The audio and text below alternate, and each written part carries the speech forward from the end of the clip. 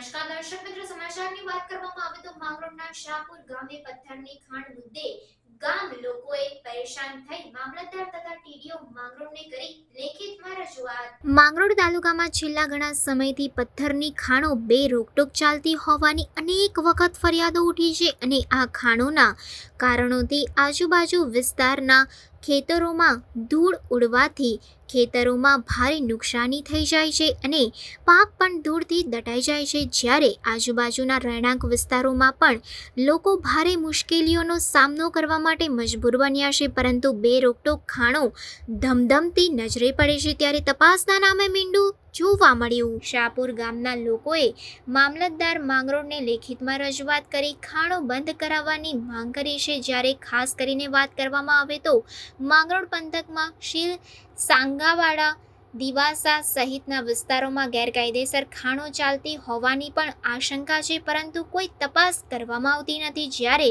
દિવાસાથી લઈને ચોરવાડ, ગડુ સહિતની દરિયાઈ પટ્ટીના વિસ્તારોમાં ગેરકાયદેસર ખાણો ધમધમતી હોવાની આશંકા છે, પરંતુ ખાણ ખનીજ વિભાગ ઘોર નિંદ્રામાં પોડી રહ્યા છે કે પછી આ ખાડા કાન કરી રહ્યા છે, એવી અનેક ચર્ચાઓ સંભળાઈ રહી છે। શાહપુર ગામના વતની છીએ અમે। મારું નામ મેણસીભાઈ વરજાંગભાઈ ગરેજા છે।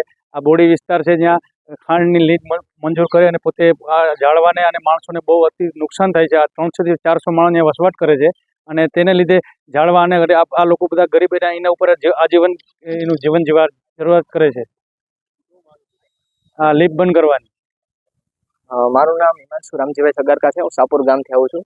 હવે શાહપુર ગામમાં અત્યારે જે ખાંડની લીજ મંજૂર થઈ ગઈ છે ખાંડની લીજ અત્યારે મામલતદારમાં અમે આવેદનપત્ર આપવા આવ્યા છે કે ખાંડની લીજ તાત્કાલિક ધોરણે બંધ કરવામાં આવે અને જે આજુબાજુમાં જે થતું નુકસાન છે એમાં ઘટાડો આવે એ મામલતદારને અને આ માધ્યમ દ્વારા કલેક્ટરને અમે રજૂઆત કરીએ છીએ।